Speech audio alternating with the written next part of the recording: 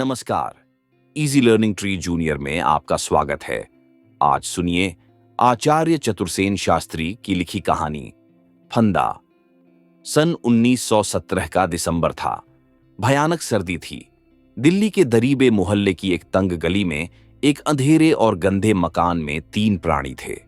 कोठरी के एक कोने में एक स्त्री बैठी हुई अपने गोद के बच्चे को दूध पिला रही थी, परंतु यह बात सत्य नहीं है। उसके स्तनों का प्रायः सभी दूध सूख गया था और उन बेदूध के स्तनों को बच्चा आंख बंद किए चूस रहा था। स्त्री का मुंह परम सुंदर होने पर भी इस वक्त जर्द और सूखा हुआ दिखाई दे रहा था। यह स्पष्ट ही मालूम होता था कि उसके पहले शरीर का सिर्फ अस्थिपंजर ही रह गया है। गाल पिचक गए थे, आंखें ढस गई थीं और उनके चारों ओर नीली रेखा पड़ गई थी तथा ओंठ मुर्दे की तरह विदर्ण हो गए थे। मानो वेदना और दरिद्रता मूर्तिमयी होकर उस स्त्री के आकार में प्रकट हुई थी। ऐसी उस माता की गोद में वह कंकालाविष्ट बच्चा अधमुर्दा पड़ा था। उसकी अवस्था 8 महीने की होगी, पर वह 8 सप्ताह का भी तो नहीं मालूम होता था। स्त्री के निकट ही एक 8 वर्ष का बालक बैठा हुआ था, जिसकी देह बिल्कुल सूख गई थी और इस भयानक सर्दी से बचाने के योग्य उसके शरीर पर एक चिथड़ा मात्र वस्त्र था। वह चुपचाप भूखा और बदहवास मां की बगल में बैठा टुकुर टुकुर उसका मुंह देख रहा था। इनसे 2 हाथ के फासले पर 3 साल की बालिका पेट की आग से रो रही थी। जब वह रोते रोते थक जाती अथवा चुपचाप आंख बंद करके पड़ जाती थी, पर थोड़ी देर बाद वह फिर तड़पने लगती थी। बेचारी असहाय अबला विमूढ़ बनी अतिशय विचलित होकर अपने प्राणों से प्यारे बच्चों की यह वेदना देख रही थी। कभी कभी वह अत्यंत अधीर होकर गोद के बच्चे को घूर घूर कर देखने लगती। 2-1 बूंद आंसू ढरक जाते और कुछ अस्फुट शब्द मुख से निकल पड़ते थे, जिन्हें सुन और कुछ कुछ समझकर पास बैठे बालक को कुछ कहने का साहस नहीं होता था। इस छोटे से परिवार को इस मकान में आए और इस जीवन में रहते 5 मास बीत रहे थे। 5 मास प्रथम यह परिवार सुखी और संपन्न था। बच्चे प्रातःकाल कलेवा कर गीत गाते स्कूल जाते थे। इसी मोहल्ले में इनका सुंदर मकान था और है, पर एक ही घटना से यहां तक नौबत आ गई थी। इस परिवार के कर्णधार, एकमात्र स्वामी, बच्चों के पिता और दुखिया स्त्री के जीवन धन मास्टर साहब, जिन्हें सैकड़ों अमीरों और गरीबों के बच्चे अभिवादन कर चुके थे, जो मोहल्ले के सुजन, हंसमुख और नगर भर के प्यारे नागरिक और सार्वजनिक नेता थे, आज जेल की दीवारों में बंद थे। उन पर जर्मनी से षड्यंत्र का अभियोग प्रमाणित हो चुका था और उन्हें फांसी की सजा हो चुकी थी। अब अपील के परिणाम की प्रतीक्षा थी। प्रातःकाल की धूप धीरे धीरे बढ़ रही थी। स्त्री ने धीमे किंतु लड़खड़ाते स्वर में कहा, बेटा विनोद, क्या तुम बहुत ही भूखे हो? नहीं तो मां, रात ही तो मैंने रोटी खाई थी। सुनो सुनो, 1 2 3 इस तरह 8 तक गिनकर। 8 बज रहे हैं, किराए वाला आता ही होगा। मैं उसके पैरों पड़कर और 2-3 दिन टाल दूंगा मां। इस बार वह तुम्हें जरा भी कड़ी बात न कहने पाएगा। स्त्री ने परम करुणा सागर की ओर क्षण भर आंख उठाकर देखा और उसकी आंखों से 2 बूंदें ढरक गईं। ये देखकर कर छोटी बच्ची रोना भूलकर माता के गले में आकर लिपट गई और बोली, अम्मा, अब मैं कभी रोटी नहीं मांगूंगी। हाय रे माता का हृदय। माता ने दोनों बच्चों को गोद में छिपाकर एक बार अच्छी तरह आंसू निकाल डाले। इतने ही में किसी ने कर्कश शब्द से पुकारा, कोई है ना? बच्चे को छाती में छिपाकर कांपते कांपते स्त्री ने कहा, सर्वनाश, वह आ गया। एक पछैयां जवान लठ लेकर दरवाजा ठेलकर भीतर घुस आया। उसे देखकर ही स्त्री ने अत्यंत कातर होकर कहा, मैं तुम्हारे आने का मतलब समझ गई हूं। समझ गई हो तो लाओ, किराया दो। थोड़ा और सब्र करो। बालक ने कहा, 2-3 दिन में हम किराया दे देंगे। बालक को ढकेलते हुए उद्दतपन से उसने कहा, सब्र गया भाड़ में, अभी मकान से निकलो। मकान क्या दिया, जान का बवाल मोल ले लिया। पुलिस ने घर को बदनाम कर दिया है। लोग नाम धरते हैं, सरकार के दुश्मन को घर में छिपा रखा है। निकलो, अभी निकलो। स्त्री खड़ी हो गई। धक्का खाकर बच्चा गिर गया था। उसे उठाकर उसने कहा, भाई, मुसीबत वालों पर दया करो, तुम भी बाल बच्चेदार हो। मैं दया मैया कुछ नहीं जानता। मैं तुमसे कहे जाता हूं कि आज दिन छिपने से पहले पहले यदि भाड़ा न चुका दिया गया तो आज रात को ही निकाल दूंगा। इतना कहकर वह व्यक्ति एक बार खड़ी दृष्टि से तीनों अभागे प्राणियों को घूरता हुआ जोर से दरवाजा बंद करके चला गया। दुखिया स्त्री इसके बाद ही धरती में धड़ाम से गिरकर मूर्छित हो गई। उपरोक्त घटना के कुछ ही मिनट बाद एक अधेड़ अवस्था के सभ्य पुरुष धीरे धीरे मकान में घुसे। इनके आधे बाल पककर खिचड़ी हो गए थे, दांत सोने की कमानी से बंधे थे, साफ ऊनी वस्त्रों पर एक दुशाला पड़ा था, हाथ में चांदी की मुंह की पतली से एक बेंत थी, रंग गोरा, कद ठिगना और चाल गंभीर थी। उन्होंने पान कचरते कचरते बड़ा घरोआ जताकर बालक का नाम लेकर पुकारा, बेटा विनोद। विनोद ने गर्दन उठाकर देखा। बच्चे की माता ने सावधानी से उठकर अपने वस्त्र ठीक कर लिए। आगंतुक ने बिना प्रश्न किए ही कहा, देखो अपील का क्या नतीजा निकलता है, हम विलायत तक लड़ेंगे, आगे भगवान की मर्जी। स्त्री चुपचाप बैठी रही, सब सुनकर न बोली न हिली डुली। इस पर आगंतुक ने अनावश्यक प्रसन्नता मुख पर लाकर कहा, क्यों रे विनोद, तेरा मुंह क्यों उतर रहा है? क्यों बहू, क्या बात है? बच्चों का यह हाल बना रखा है, अपना तो जो कुछ किया सो किया, इस तरह जान खोने से क्या होगा? तुमसे इतना कहा मगर तुमने घर छोड़ दिया, मानो हम लोग कुछ हैं ही नहीं। भाई सुनेंगे तो क्या कहेंगे? मैं परसों जेल में मिला था, बहुत खुश थे, अपील की उन्हें बड़ी आशा है, तुम्हें भी खुश रहना उचित है। दिन तो अच्छे बुरे आते हैं और जाते हैं, इस तरह सोने की काया को मिट्टी तो नहीं किया जाता। इतनी लंबी वक्तृता सुनकर भी गृहिणी न बोली न हिली डुली, वह वैसी ही अचल बैठी रही। आगंतुक ने कुछ रुककर 2 रुपए निकालकर बच्चे के हाथ पर धर दिए और कहा, लो बेटा, जलेबियां खाना। बच्चे ने क्षण भर माता के मुख की ओर देखा और तत्काल हाथ खींच लिया। रुपये धरती पर खन्ना से बज उठे। बच्चा पीछे हटकर मां का आंचल पकड़कर खड़ा हो गया। आगंतुक रुपए उठाकर उन्हें फिर से देने को आगे बढ़ा। गृहिणी ने बाधा देकर कहा, रहने दीजिए, वह जलेबी नहीं खाता। हम गरीब विपत्ति के मारे लोग हैं, एक टुकड़ा रोटी ही बहुत है। पर आप कृपा करें तो या तो उन्हें एक बैंक के हिसाब में से मकान के हिस्से को आड़ करके कुछ रुपये मुझे उधार दे दीजिए। उन एक बैंक के हिसाब में तो बिना उनके दस्तखत के कुछ मिलेगा नहीं। फिर मुझे मालूम हुआ है कि वहां ऐसी कुछ रकम है भी नहीं। रहा मकान, सो उसका तुम्हारा वाला हिस्सा रहन रख कर ही तो मुकदमा लड़ाया है। मुकदमे में क्या कम रकम खर्च हुआ है? गृहिणी चुप बैठी रही। आगंतुक ने कहा, मैं अपने पास से जो कहो दे दूं। तुम्हें कितने रुपये चाहिए? गृहिणी ने धीमे स्वर में कहा, आपको मैं कष्ट नहीं देना चाहती। मैं क्या गैर हो गया? स्त्री बोली, नहीं। अब आगंतुक जरा और पास खिसक कर बोला, मेरी बात मानो, घर चलो, सुख से रहो। जो होना था हुआ, होना होगा हो जाएगा। किसी के साथ मरा तो जाता ही नहीं है। मेरा जगत में और कौन है? तुम क्या सब बातें समझती नहीं हो? खूब समझती हूं, अब आप कृपा कर चले जाए। पर मैं जो बात बारंबार कहता हूं वह समझती क्यों नहीं? कब की समझ चुकी हूं। तुम मुझ दुखिया को सताकर क्या पाओगे? मेरा रास्ता छोड़ दो। मैं यहां अपने दिन काटने आई हूं, आपका कुछ लेती नहीं हूं।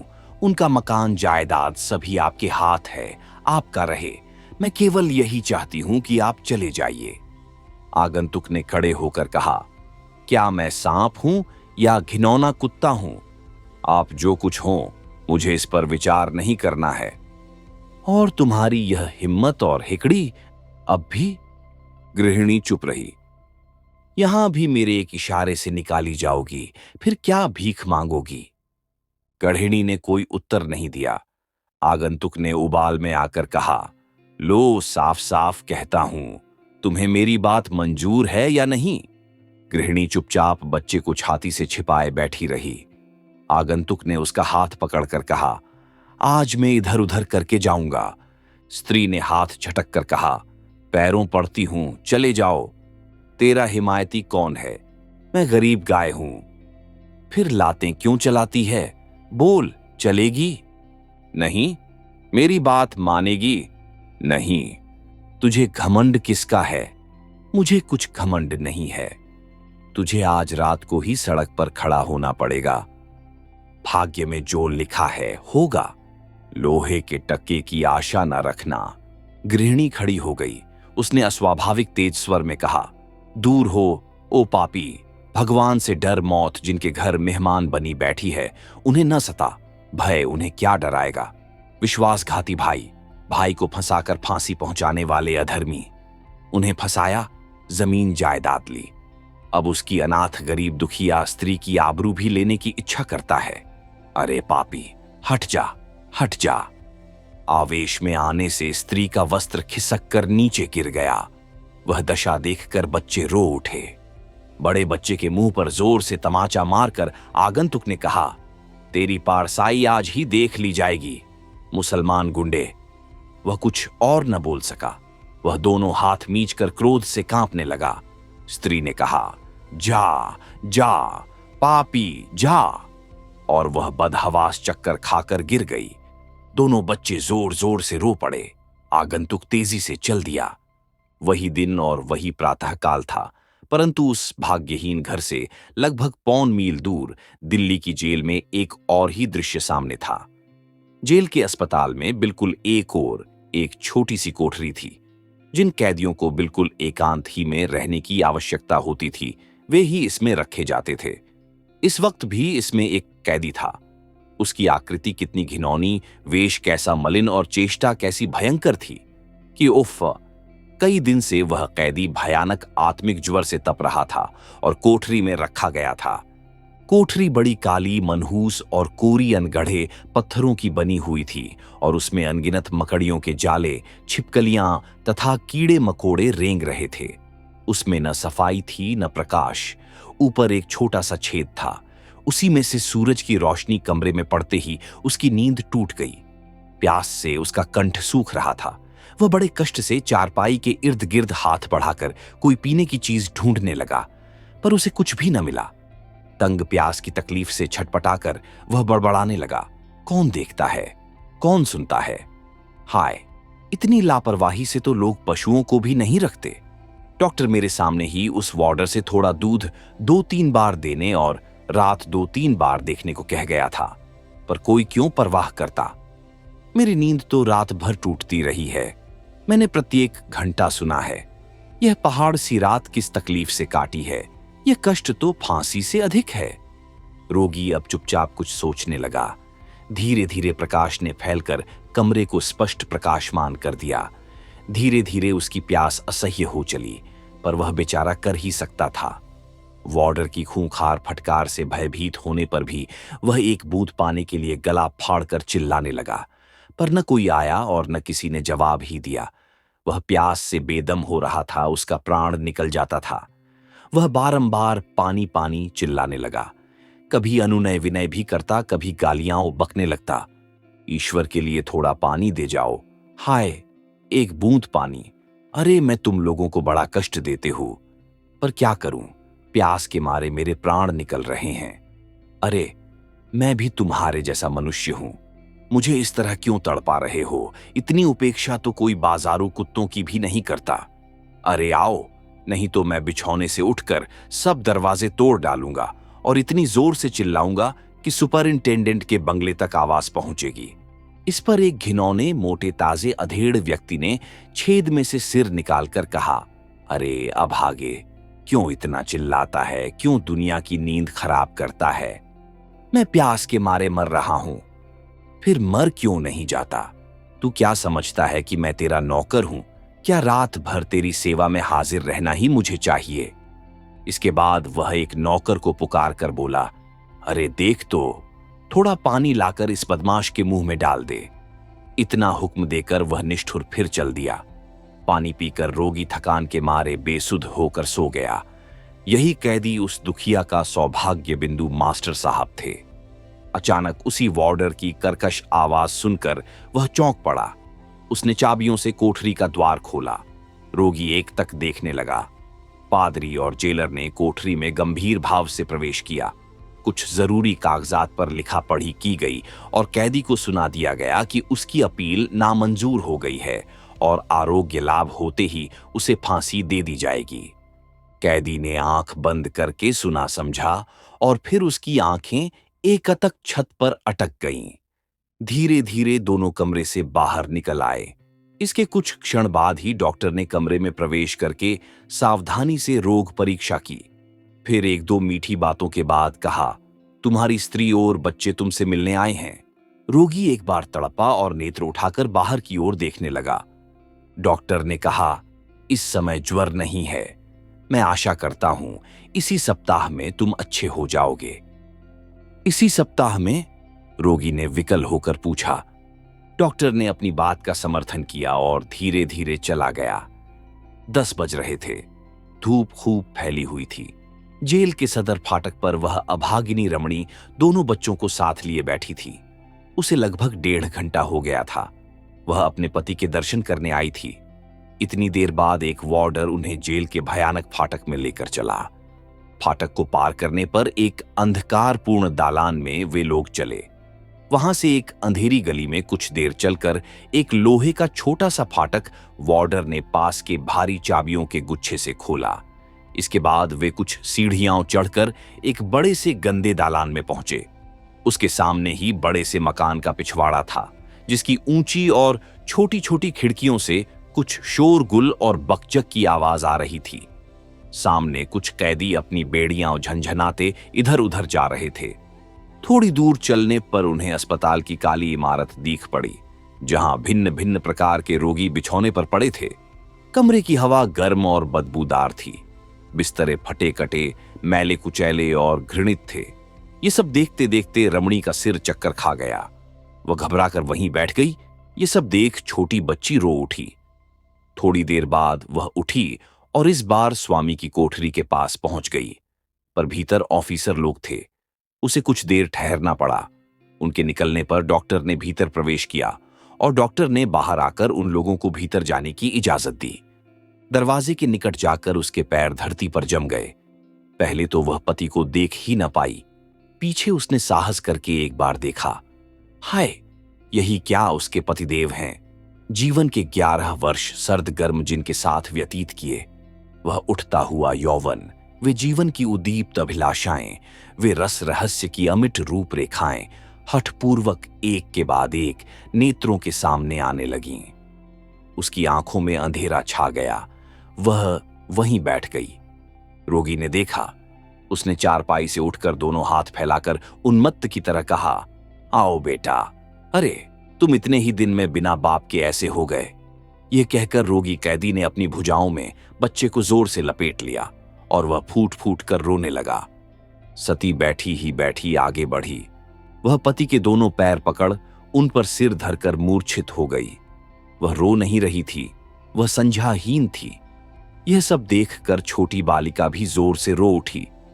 उसे गोद में लेकर पिता रोना भूल गया। उसकी आंखों में क्षण भर आंख मिलाकर वह हंसी थी। अंत में उसने भर्राई आवाज में कहा, लीला, मेरी बेटी, मेरी बिटिया। इसके बाद उसे छाती से लगाकर कैदी चुपचाप रोने लगा। बड़ी देर तक सन्नाटा रहा। फिर बच्चों को अलग करके वह स्वस्थ होकर पत्नी की ओर देखने लगा। बलपूर्वक उसने शोक के उमड़ते वेग को रोका। उसने क्षण भर आकाश में दृष्टि करके एक बार सर्वशक्तिमान परमेश्वर से बल याचना की। फिर उसने मधुर स्वर में कहा, इतना अधीर मत हो, ध्यान से मेरी बात सुनो। रमणी ने सिर नहीं उठाया। पति ने धीरे धीरे उसके सिर पर हाथ फेरते हुए कहा, नादानी न करना, वरना इन बच्चों का कहीं ठिकाना नहीं है। ईश्वर पर विश्वास रखो, मेरा विनोद बड़ा होकर तुम्हारे सभी संकट काटेगा। सब दिन होत न एक समान। साध्वी सिसक सिसक कर रो रही थी। उसे ढाढ़स देना कठिन था, परंतु अभी कुछ मिनट प्रथम मृत्यु का संदेश पाकर भी कैदी वह कठिन काम कर रहा था। वह पूछना चाहती थी, क्या अब कुछ भी आशा नहीं है? परंतु उसमें बोलने और पति को देखने तक का साहस न था। समस्त साहस बटोरकर उसने एक बार पति की ओर आंख भरकर देखा। वे आंखें आंसू और प्रश्नों से परिपूर्ण, मूक वेदना से अंधी और मृत अभिलाषाओं की श्मशान भूमि, प्रतिक्षण क्या क्या कह रही थी। परंतु मानव हृदय जितना सुख में दुर्बल बन जाता है, उतना ही दुख में सबल हो जाता है। मास्टर साहब ने उसका हाथ पकड़कर कहा, अब इस तरह मुझे देखकर इस दशा में कायर न बनाओ। तुम बच्चों की माता हो, जैसे पति की पत्नी रही वैसे ही बच्चों की मां बनना। प्रतीक्षा करो, तुमने मुझे कभी नहीं ठगा, अब भी न ठगना। सती की वाणी फटी। उसने कहा, स्वामी जी, मुझे सहारा दो, मैं चलूंगी। नहीं, मैं चलूंगी। एक अति मधुर उन्माद उसके होठों पर फड़क रहा था। मास्टर साहब विचलित हुए। उन्होंने संकोच त्याग धीरे से उस उन्मुख उन्माद का एक सरल चुंबन लिया। वह वासनाहीन, इंद्रिय विषय और शरीर भावना से रहित चुंबन क्या था? दो अमर तत्व प्रतिबिंबित हो रहे थे। मास्टर साहब ने कुछ कहने की इच्छा से होंठ खोले थे, पर वार्डर ने कर्कश आवाज में कहा, चलो, वक्त हो गया। रोगी कैदी ने मानो ढाक खाकर एक बार उसे देखा और कहा, जरा और ठहर जाओ भाई, हुक्म नहीं है। कहकर वह भीतर घुस आया। उसने एकदम रमणी के सिर पर खड़े होकर कहा, बाहर जाओ। लज्जा और संकोच त्याग कर वह कुछ कहा चाहती थी। मास्टर जी ने संकेत से कहा, उससे कुछ मत कहना। अच्छा, अब विदा प्रिय। बेटे, अम्मा को दुखी न करना, मेरी बिटिया। यह कहकर और एक बार बेसब्री से उन्होंने उसे पकड़कर अनगिनत चुंबन ले डाले। रमणी की गंभीरता अब न रह सकी। वह गाय की तरह डकराती वहीं गिर गई और निष्ठुर वार्डर ने उसे घसीट कर बाहर किया और ताला बंद कर दिया। दोनों बच्चे चीत्कार कर रो उठे। ये देखकर मास्टर साहब असह्य वेदना से मूर्छित होकर धड़ाम से चारपाई पर गिर पड़े। रविवार ही की संध्या को इसकी सूचना अभागिनी को दे दी गई थी। वह रात भर धरती में पड़ी रही। क्षण भर को भी उसकी आंखों में नींद नहीं आई थी। 4 दिन से उसने जल की एक बूंद भी मुंह में नहीं डाली थी। सोमवार को प्रातःकाल बड़ी सर्दी थी। घना कोहरा छाया हुआ था। ठंडी ठंडी हवा चल रही थी। ठीक 6:30 बजे का वह समय नियत किया गया था। ठीक समय पर फांसी का जुलूस अंध कोठरी से चला। मास्टर साहब धीर गंभीर गति से आगे बढ़ रहे थे। इस समय उन्होंने हजामत बनवाई थी। वे अपने निजी वस्त्र पहने थे। दूर से देखने में दुर्बल होने के सिवा और कुछ अंतर न दिखता था। वे मानो किसी गहन विषय को सोचते हुए व्याख्यान देने रंगमंच पर आ रहे थे। उनके आगे खुली पुस्तक हाथ में लिए पादरी कुछ वाक्य उच्चारण कर रहा था। उनके पीछे जेलर अपनी पूरी पोशाक में थे। उनकी बगल में मैजिस्ट्रेट और डॉक्टर भी चल रहे थे। क्षण भर तख्ते पर खड़े रहने के बाद झल्लाद ने उनके गले में रस्सी डाल दी। पादरी ने कहा, मैं प्रार्थना करता हूं कि ईश्वर तुम्हारी आत्मा को शांति प्रदान करे। मास्टर साहब ने कहा, चुप रहो। मैं प्रार्थना करता हूं कि ईश्वर मेरी आत्मा को ज्वलंत अशांति दे, जो तब तक न मिटे जब तक मेरा देश स्वाधीन न हो जाए और मेरे देश का प्रत्येक व्यक्ति शांति न प्राप्त कर ले। इसके बाद उन्होंने गीता की पुस्तक को हाथ में लेकर आंखों और मस्तक से लगाया और दोनों हाथों में लेकर पीछे हाथ कर लिए। जल्लाद ने उसी दशा में हाथ पीछे बांध दिए। मास्टर साहब नेत्र बंद करके कुछ अस्फुट उच्चारण करने लगे। जल्लाद ने तभी एक काली टोपी से उनका मुंह ढक दिया और वह चबूतरे से नीचे कूद पड़ा। पादरी कुछ उच्चारण करने लगे। मैजिस्ट्रेट और जेलर ने टोपियां उतार लीं। हठात तख्ती खींच ली गई और उनका विवश शरीर शून्य में झूलने और छटपटाने लगा, पर थोड़ी देर में आवेग शांत हो गया।